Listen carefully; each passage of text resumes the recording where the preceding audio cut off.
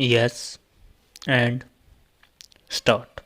Relying on the decision of this court in Indra Sahni case, the learned counsel has pointed that economic criteria cannot be the sole basis to provide reservation. He would further submit that a class should be homogeneous, have a common origin, and have the numerical strength.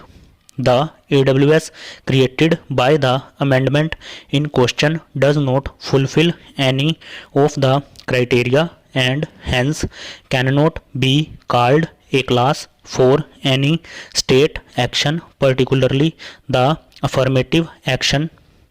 He further emphasized on this argument by intensively reading the opinion of Justice Sahni in Andhra Sahni case.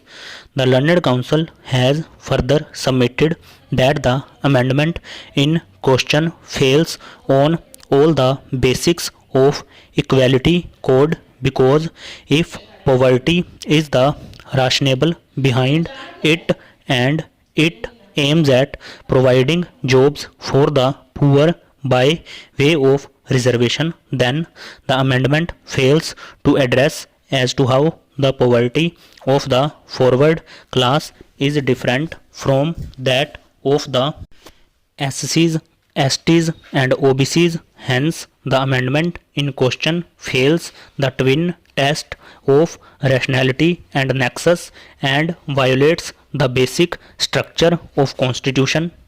Learned senior counsel has submitted that in India reservation formed a special part of affirmative action. It is within the larger affirmative action circle that reservation finds its place.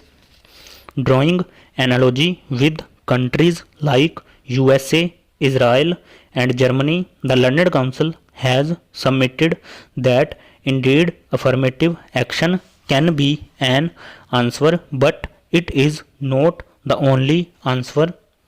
There are therefore many ways of addressing the issue of economic disadvantage other than reservation, as has been done by these countries. He would further submitted that the limit for such reservation cannot exceed 50% except in cases where compelling reasons arise. Arguing on the equality code, learned counsel has relied on the classification laid down by this court that the present amendment neither has any reasonable classification nor such classification has any nexus with the object to be achieved, hence is violative of Article 14.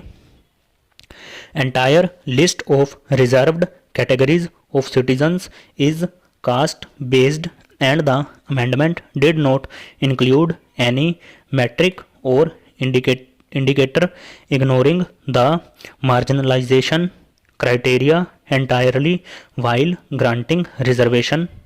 He has also quoted the works of John Searle to submit that each person has the same indefeasible right over every claim. One law for lion and ox is oppression. The learned senior counsel, quoting William Blake, has contested the amendment. First, granting reservation to upper caste is violation on the basic structure of constitution, as the basis of reservation must be rooted in the identified past discrimination which impeded access to public administration and education opportunities. Relying on the decision of this court in Indra Sahni case and judgment of the Gujarat High Court in Dayaram K. Verma, wherein similar reservations on the basis of economic criteria were quashed by this Court and the High Court respectively, he has submitted that economic criteria cannot be the sole basis for providing reservation and the reservation cannot exceed 50% limit. Second, he submitted that reservation in the favor of forward class violates the basic structure of the Constitution and is therefore unconstitutional. Third, classification of EWS is neither reasonable nor valid. The reason for providing reservation to SC, ST and OBC communities was historical and perpetual discrimination and stigmatization. It was the structural barrier that kept them from the mainstream. Reservation cannot be used as a poverty alleviation scheme. Hence, such classification violates the Equality Code under Article 14.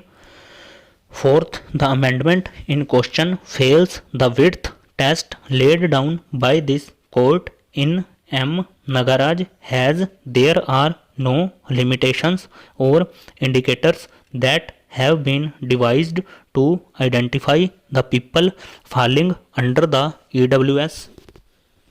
Whereas for each category, be it SC, ST or OBC, the Constitution is overseeing the reservation by virtue of Article 366. Hence, the amendment in question fails the guided power test. Learned Senior Counsel, while placing reliance on Constituent Assembly debates and decision of this court in Keshavananda Bharati case, has argued that the 103rd Amendment violates the basic structure of the Constitution as it changes the identity of the Constitution.